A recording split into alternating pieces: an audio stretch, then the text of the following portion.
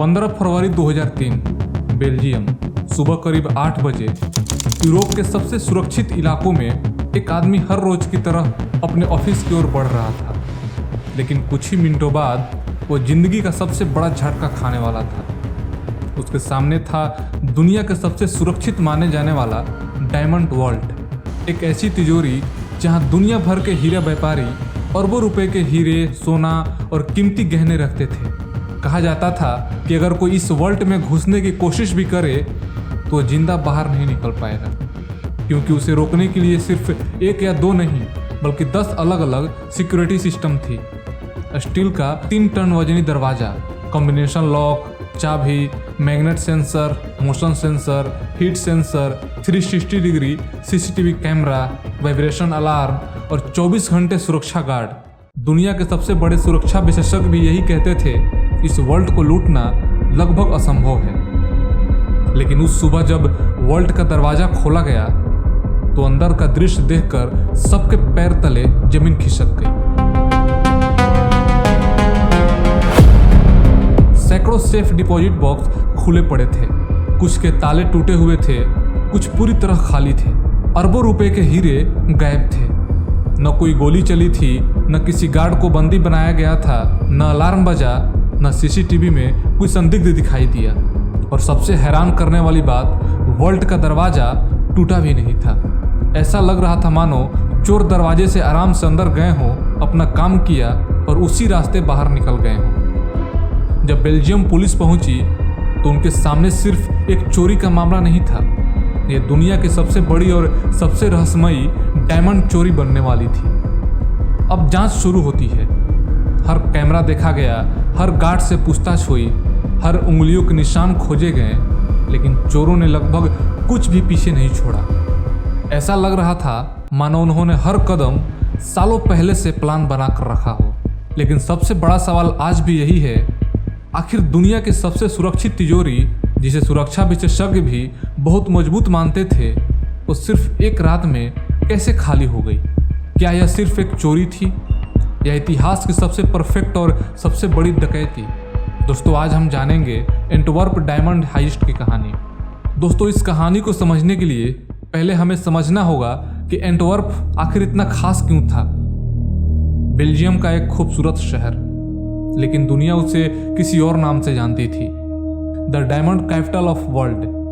करीब 500 सालों से दुनिया के सबसे कीमती हीरो का व्यापार यहीं से होता आया है। कहा जाता है कि एक समय दुनिया के 80% से भी ज्यादा रफ डायमंड और करीब 50% पॉलिश किए हुए हीरे किसी न किसी दौर में यहीं से होकर गुजरते थे। यानी अगर दुनिया के किसी कोने में किसी ने हीरे की अंगूठी खरीदी हो तो बहुत संभव है कि वह हीरा कभी एंटवर्प से गुजरा होगा। लेकिन असल खजाना पूरे शहर में नहीं था, वह था सिर्फ कुछ गलियों के एक छोटे से इलाके में, जिसे कहा जाता है एंटवर्प डायमंड डिस्ट्रिक्ट। सिर्फ 1 वर्ग किलोमीटर से भी कम क्षेत्र, लेकिन यहीं हजारों diamond trader, broker, cutting expert और इंटरनेशनल कंपनियां काम करती थी। हर दिन अरबों डॉलर के हीरो का लेन देन होता था। यहाँ लोग सूटकेस में कपड़े नहीं बल्कि करोड़ों डॉलर के हीरे लेकर चलते थे। लेकिन इतनी दौलत के साथ एक बड़ा सवाल भी था, इतने कीमती हीरे आखिर रखे कहाँ जाते थे? इसी सवाल का जवाब था एंटवर्प डायमंड सेंटर। यही वह बिल्डिंग थी जिसे दुनिया के सबसे सुरक्षित भवनों में गिना जाता था। इस बिल्डिंग के नीचे जमीन के भीतर बना था एक हाई सिक्योरिटी वॉल्ट। यह कोई साधारण बैंक लॉकर नहीं था, यह दुनिया के सबसे अमीर डायमंड व्यापारियों की तिजोरी थी। यहाँ सैकड़ों सेफ डिपॉजिट बॉक्स थे। हर बॉक्स में किसी का जीवन भर का बिजनेस रखा था। कहीं दुर्लभ पीले हीरे थे, कहीं गुलाबी डायमंड, कहीं कच्चे हीरे के पैकेट और कहीं ऐसे रत्न जिनकी कीमत एक प्राइवेट जेट से भी ज्यादा थी। कुल मिलाकर उस वॉल्ट में हजारों करोड़ों रुपए की संपत्ति मौजूद रहती थी और इसलिए उसकी सुरक्षा किसी आर्मी बेस से कम नहीं थी। वहां बिना अनुमति के एक कदम चलना भी लगभग नामुमकिन था। हर व्यक्ति की पहचान दर्ज होती थी, हर दरवाजा रिकॉर्ड होता था, हर गतिविधि निगरानी में रहती थी। यही वजह थी कि सालों तक किसी ने उस वॉल्ट को लूटने की कल्पना तक नहीं की। लेकिन दुनिया में एक आदमी ऐसा भी था जो उस वर्ल्ड को देखकर डरता नहीं था बल्कि उसे देखकर मुस्कुराता था, क्योंकि उसके दिमाग में पहले से एक प्लान तैयार हो रही थी। एक ऐसी प्लान जो 3 साल तक धीरे धीरे सिर्फ एक ही टारगेट के लिए बनाई जा रही थी, दुनिया की सबसे सुरक्षित तिजोरी को बिना गोली चलाए लूटने का प्लान।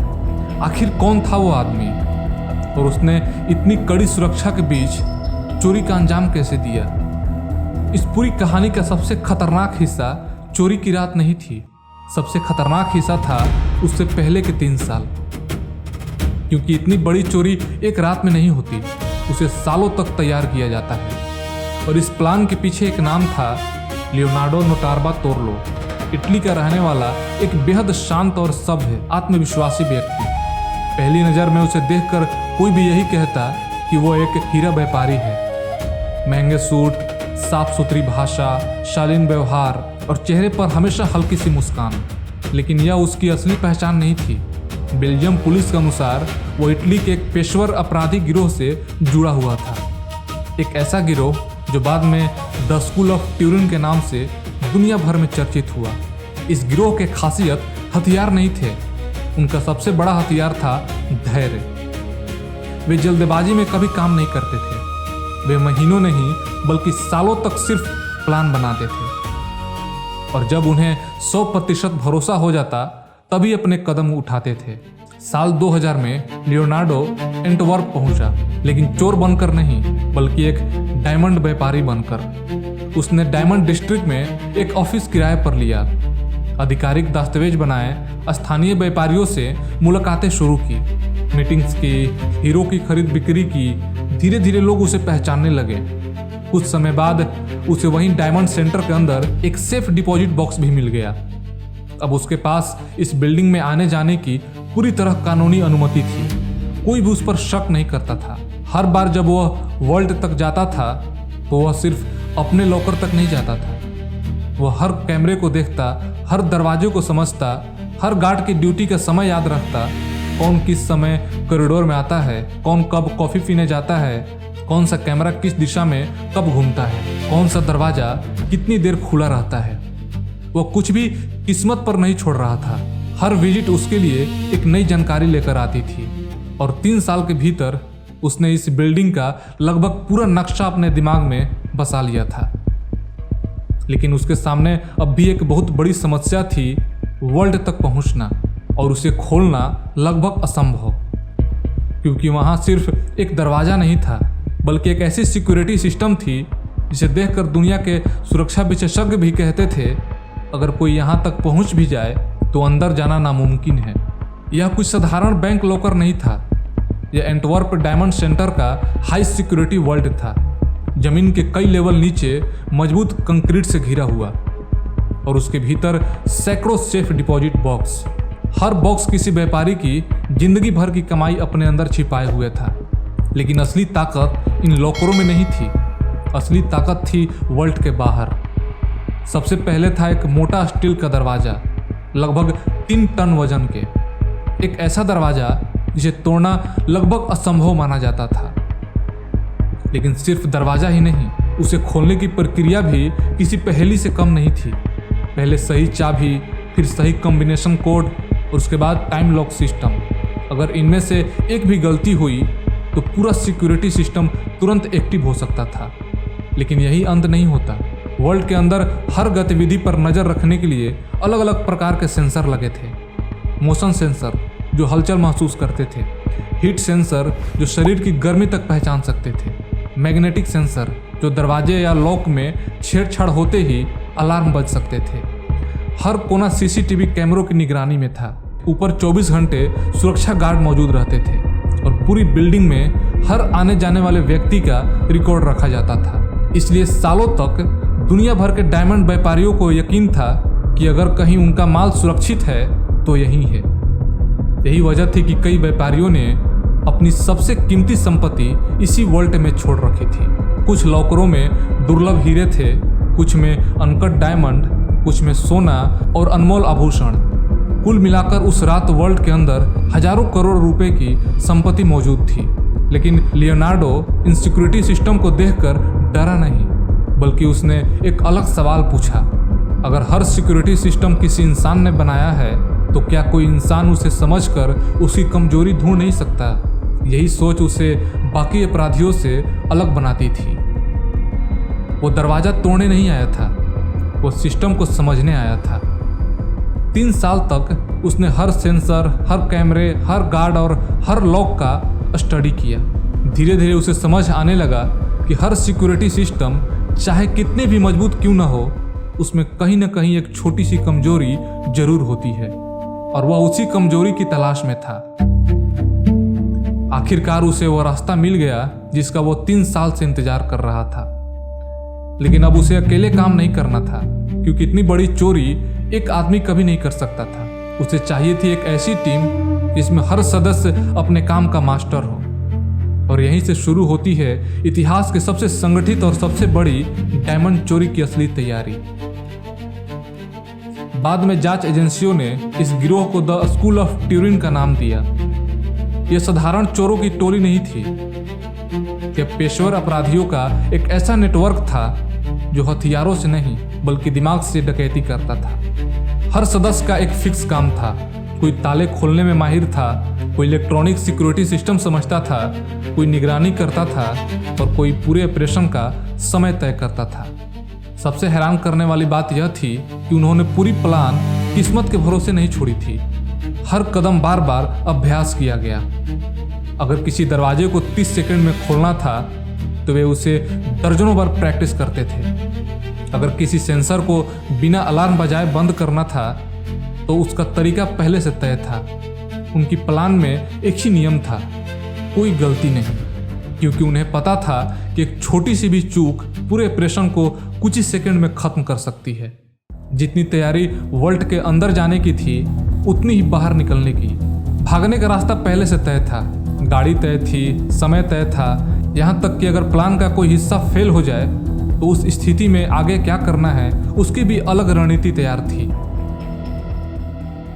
धीरे धीरे 3 साल बीत गए। अब हर जानकारी, हर औजार और हर आदमी अपनी जगह पर तैयार था। बस इंतजार था एक सही रात का, ऐसी रात जब डायमंड डिस्ट्रिक्ट लगभग खाली हो, जब आसपास कम से कम लोग हों और जब सुबह होने से पहले पूरा ऑपरेशन खत्म किया जा सके। आखिरकार वो रात एक दिन आ ही गई। 15 फरवरी 2003। दुनिया आराम से सो रही थी, लेकिन एंटवर्प में कुछ लोग इतिहास लिखने निकल चुके थे। उनका लक्ष्य सिर्फ चोरी करना नहीं था, उनका लक्ष्य था दुनिया को यह साबित करना कि सबसे सुरक्षित तिजोरी भी अजय नहीं होती। लेकिन सबसे बड़ा सवाल अब शुरू होता है, आखिर उस रात वे वर्ल्ड के अंदर पहुंचे कैसे? यही वो रात थी जिसका लियोनार्डो नोटार्बा तोरलो और उसकी टीम 3 साल से इंतजार कर रही थी। लेकिन उन्होंने न तो बंदूक उठाई, न किसी गार्ड को बंधक बनाया और न ही किसी दरवाजे को बम से उड़ाया। उनका सबसे बड़ा हथियार था तैयारी। लियोनार्डो कानूनी रूप से बिल्डिंग में आने जाने का अधिकार रखता था। यही उसकी सबसे बड़ी ताकत थी। उसे बिल्डिंग का हर रास्ता, हर मोड़ और हर सिक्योरिटी सिस्टम पहले से पता था। धीरे धीरे टीम वर्ल्ड तक पहुंचती है। अब उनके सामने था वो दरवाजा जिसे दुनिया बहुत मजबूत मानती थी, लेकिन चोर तोड़ने नहीं आए थे, वो उसे समझकर खोलने आए थे। जांच के अनुसार उन्होंने एक एक करके सुरक्षा की कई परतों को बंद किया। कुछ सेंसर को ऐसे तरीके से चकमा दिया गया कि अलार्म एक्टिव ही नहीं हुआ। कुछ जगह उन्होंने इतनी सावधानी बरती कि सिक्योरिटी सिस्टम को कुछ गड़बड़ महसूस ही नहीं हुई। कई घंटे तक वे वर्ल्ड के अंदर लगातार काम करते रहे। हर मिनट उनके लिए बहुत कीमती था, क्योंकि सुबह होने से पहले उन्हें यह पूरा ऑपरेशन खत्म करना था। आखिरकार एक एक करके सैकड़ों सेफ डिपॉजिट बॉक्स खोले जाने लगे।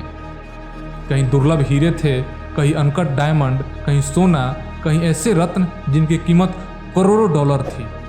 लेकिन एक बात उन्होंने शुरू से तय कर रखी थी, वे हर लॉकर नहीं खोलेंगे। सिर्फ उन्हीं लॉकरों को निशाना बनाया जाएगा जिनके बारे में उन्हें पहले से जानकारी थी। यही वजह थी कि पूरे वर्ल्ड को उलट पुलट करने के बजाय उन्होंने चुनिंदा लॉकरों पर ध्यान दिया। कुछ घंटों बाद ऑपरेशन लगभग पूरा हो चुका था।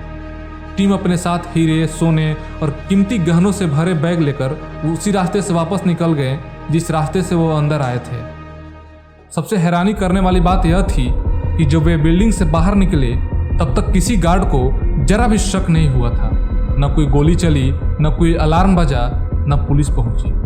उनकी नज़र में ऑपरेशन पूरी तरह सफल था। लेकिन इतनी परफेक्ट प्लानिंग के बाद भी एक गलती हो गई थी, बहुत छोटी लेकिन इतनी बड़ी कि उसी ने पूरे रहस्य की पहली कड़ी पुलिस के हाथ में पहुंचा दी थी।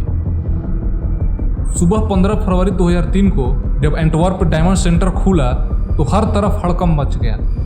सैकड़ों सेफ डिपॉजिट बॉक्स खुले पड़े थे, करोड़ों डॉलर के हीरे गायब थे। बेल्जियम पुलिस तुरंत मौके पर पहुंच जाती है। पूरे वर्ल्ड को सील कर दिया गया। फॉरेंसिक टीम हर कोने की जांच करने लगी, लेकिन जितनी देर जांच आगे बढ़ती गई उतनी ही एक बात साफ होती गई, चोरों ने लगभग कोई सबूत नहीं छोड़ा था। न उंगलियों के निशान थे, न खून का कोई निशान, न जूतों के कोई स्पष्ट निशान, और न ही कोई ऐसा सीसीटीवी फुटेज जिससे सीधे किसी की पहचान हो सके। ऐसा लग रहा था मानो चोर हवा में आए और हवा में ही गायब हो गए। लेकिन हर अपराधी चाहे कितनी भी होशियार क्यों न हो, एक छोटी सी गलती कभी न कभी उसकी पूरी प्लान बर्बाद कर देती है। और यही हुआ था इस चोरी में भी। चोरी के बाद गिरोह शहर से दूर एक जंगल नुमा इलाके में पहुंचा। प्लान के मुताबिक उन्होंने अपने इस्तेमाल किए गए कुछ सामान फेंक दिए। उन्हें लगा अब कोई उन्हें कभी ढूंढ नहीं पाएगा, लेकिन किस्मत आज उनके साथ नहीं थी। कुछ ही समय बाद एक स्थानीय व्यक्ति की नज़र उस फेंके गए कचरे के बैग पर पड़ी। उसने तुरंत पुलिस को सूचना दी। जब फॉरेंसिक टीम वहां पहुंची तो उन्हें साधारण कचरा नहीं मिला। उन्हें मिले दस्ताने, रस्सियाँ, पैकिंग का सामान और कुछ औजार और कई ऐसे सबूत जो सीधे चोरी से जुड़े हुए थे। और सबसे महत्वपूर्ण एक ऐसा सामान था जिससे जांचकर्ताओं को डीएनए और अन्य फॉरेंसिक सुराग मिले। अब पुलिस के हाथ पहली बार एक पक्का सुराग लगा था। उन्होंने हर सबूत को जोड़ा, कॉल रिकॉर्डिंग देखे, आने जाने की जानकारी जुटाई। डायमंड डिस्ट्रिक्ट में पिछले कुछ वर्षों के किराएदारों की जांच शुरू हुई और धीरे धीरे एक नाम बार बार सामने आने लगा, लियोनार्डो नोटार्बा तोरलो। वही व्यक्ति जो पिछले 3 साल से एक इज्जतदार हीरा व्यापारी बनकर सबके बीच रह रहा था। अब पुलिस ने उसकी गतिविधियों का पुराना रिकॉर्ड खंगालना शुरू किया। जैसे जैसे जांच आगे बढ़ी वैसे वैसे यह साफ होने लगा कि यह चोरी किसी अचानक बने प्लान का नतीजा नहीं थी। यह सालों तक धैर्य, योजना और सटीक तैयारी से रची गई थी। लेकिन कुछ ही समय बाद उसे गिरफ्तार कर लिया जाता है। जांच आगे बढ़ी, उससे घंटों पूछताछ हुई, लेकिन सबसे बड़ा सवाल अब भी बिना जवाब के था। आखिर करोड़ों डॉलर के हीरे कहाँ गए? पुलिस ने कई जगह छापेमारी की, कई लोगों से पूछताछ की, कुछ सामान बरामद भी हुआ, लेकिन जिस खजाने के लिए इतनी बड़ी चोरी हुई थी उसका ज़्यादातर हिस्सा कभी नहीं मिला। यही वजह है कि आज भी दुनिया भर के जांचकर्ता इस केस को पूरी तरह सुलझा हुआ नहीं मानते। बाद में अदालत ने लियोनार्डो नोटार्बा तोरलो को इस चोरी का मुख्य दोषी माना और उसे जेल की सज़ा सुनाई, और उसके कुछ साथी भी कानून की पकड़ में आए, लेकिन पूरी गैंग कभी नहीं पकड़ी गई। और फिर चोरी किए गए ज़्यादातर हीरे आज तक गायब हैं। यहीं से इस कहानी का सबसे रहस्यमयी हिस्सा शुरू होता है। कुछ लोगों का मानना है कि हीरो को चोरी के तुरंत बाद छोटे छोटे हिस्सों में इंटरनेशनल मार्केट में बेच दिया गया। कुछ का दावा है कि उन्हें दूसरे देशों में तस्करी के जरिए पहुंचा दिया गया, और कुछ लोग आज भी मानते हैं खजाने का एक हिस्सा कहीं छिपा कर रखा गया है। लेकिन इन दावों का कोई ठोस आधिकारिक प्रमाण आज तक नहीं सामने आया। यही कारण है कि एंटवर्प डायमंड हाइस्ट आज भी दुनिया के सबसे रहस्यमयी और सबसे सफल हीरा चोरी में गिनी जाती है। सबसे हैरान करने वाली बात यह नहीं थी कि चोरी हुई, बल्कि यह थी कि इतनी मजबूत सिक्योरिटी सिस्टम, इतनी आधुनिक तकनीक और इतने कड़े नियमों के बावजूद कुछ लोगों ने सिर्फ धैर्य, योजना और मानव मनोविज्ञान की समझ के दम पर पूरी सिक्योरिटी सिस्टम को मात दे दी। सबसे बड़ी कमजोरी हमेशा दीवार में नहीं होती, कई बार वो हमारे भरोसे में छिपी होती है। दोस्तों, अगर आप इस तरह की कहानी और सुनना चाहते हैं तो हमारे चैनल को सब्सक्राइब करें, वीडियो को लाइक करें और कमेंट करके बताएं ये स्टोरी आपको कैसा लगा। मिलते हैं एक और रहस्यमयी, एक और सच्ची घटनाओं के साथ अगली वीडियो में। Thank you.